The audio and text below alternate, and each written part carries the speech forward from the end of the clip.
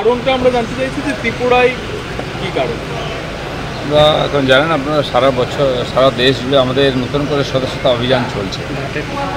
2014-তে আমরা মিসফালের মাধ্যমে শুরু করেছিলাম, 2019-এও হয়েছে। আবার এই নির্বাচনের পরে নতুন করে 10 কোটির বেশি মেম্বার সংগ্রহ হচ্ছে। সেই জন্য সমস্ত রাজ্যের বুথ স্তর পর্যন্ত কর্মীরা লেগে পড়েছেন টার্গেট পুরো করতে। কেন্দ্রীয় কমিটি ঠিক করেছেন যারা বরিষ্ঠ নেতা আছেন বা সর্বভারতীয় দায়িত্ব পালন করেছেন, এমপি ছিলেন, এরকম কয়েকশো নেতাকে 10টা করে জেলা দায়িত্ব দেওয়া হয়েছে এর জন্য। তো আমাকে ত্রিপুরার 10টি জেলা মানে একটি প্রদেশই হয়ে গেল। এখানকার বিশেষভাবে সদস্যতা অভিযানে এখানকার যারা নেতৃত্ব আছেন তাদের সহায়তা করার জন্য বলা হচ্ছে, সেজন্য এসেছি।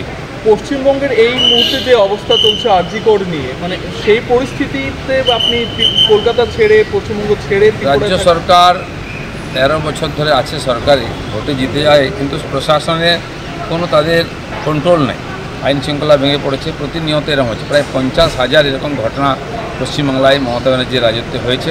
বক্সো থেকে আরম্ভ করে মহিলাদের, বাচ্চাদের সব ধরনের এরকম খুন, ধর্ষণ, অঙ্গহানি, হত্যার অভিযোগ, কিন্তু তার কোনো বিচার হয় না। ফলে যারা দুষ্কৃতকারী দিনকে দিন তারা বেড়ে যাচ্ছে, আরও সংখ্যা বাড়ছে।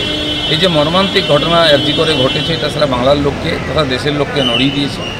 ডাক্তাররা সামনে এসে নেতৃত্ব দিয়েছেন, জুনিয়র ডাক্তাররা, আর বাকি সময় তাদের সঙ্গে আছে। আমরা রাজনৈতিক পার্টি হিসাবেও এই ঘটনার বিচার চাইছি, প্রতিবাদ করছি এবং মমতা ব্যানার্জির পদত্যাগ চেয়েছি। যারা এখনও বিজেপির সভ্যপদ নেয়নি, আপনি তো ত্রিপুরাতে এসেছেন সভ্যপদ অভিযানে, কি বলবেন তাদের? আগস্ট মাস থেকে এই অভিযান শুরু হয়েছে প্রশিক্ষণ ইত্যাদি দিয়ে। এখন ধীরে ধীরে একবারে জেলা থেকে মণ্ডল, শক্তি কেন্দ্র, বুথ অবধি আমরা পৌঁছচ্ছি।